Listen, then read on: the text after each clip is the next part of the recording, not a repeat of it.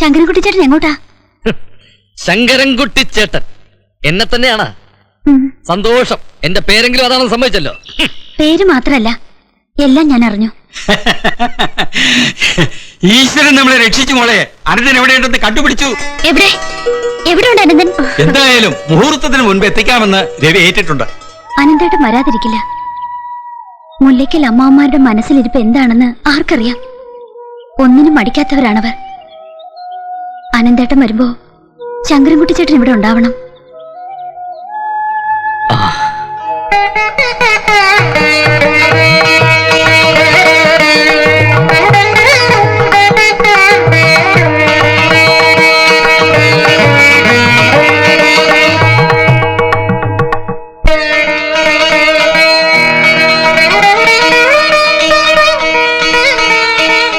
നമ്മുടെ ആൾക്കാർക്കെല്ലാം ഇവന്റെ ഈ ഫോട്ടോ കാണിച്ചു കൊടുത്തിട്ടുണ്ടല്ലോ. അല്ല, ഈ വരണ സ്വീകരിക്കുന്ന തിരക്കിനിടയിലെ ചിലപ്പോ അവനങ്ങ് ഇടിച്ചു കയറിക്കളയും.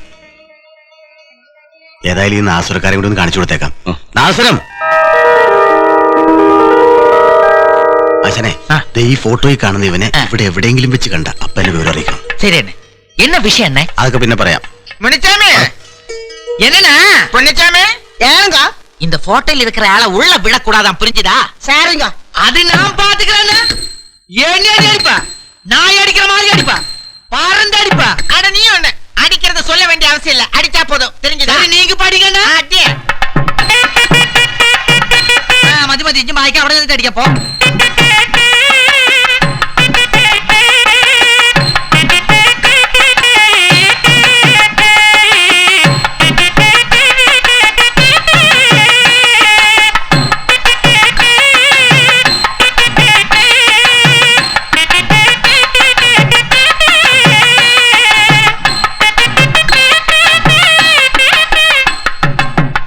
എന്താ നാദസ്വരക്കാരെല്ലാം താടിക്കാരാണല്ലോ.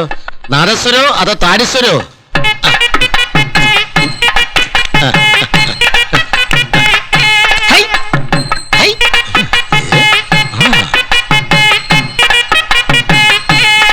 ആ മേളം കൊടുക്കട്ടെ കൊടുക്കട്ടെ. മോനെ അച്ചോളിനെന്തി അപ്പുറത്തുണ്ടാ?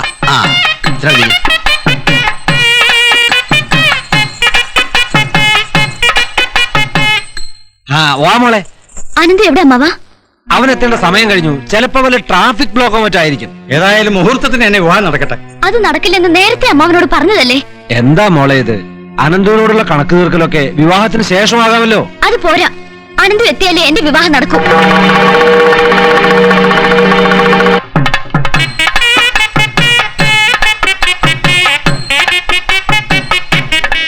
ഇനിയിപ്പോ എന്താ ചെയ്യുക?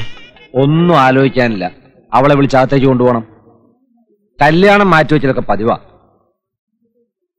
വിവാഹം മുടങ്ങിയ ദുഃഖം സഹിക്കാതെ വധു ആത്മഹത്യ ചെയ്തു. നീ പറഞ്ഞു വരുന്നത് അത് തന്നെ. ആത്മഹത്യ ഒന്ന് കൂട്ടുകാരിയോട് ഫോണിൽ പറഞ്ഞില്ലേ, അത് തന്നെ തെളിവാ. ആ പിന്നെ അതിനു മുമ്പ് അവൾ എഴുതി വില്ല് കൈക്കലാക്കണം. വാ.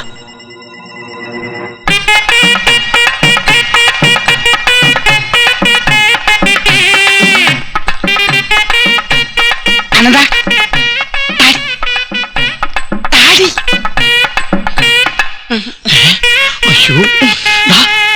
താടി മുടി പോന്നു.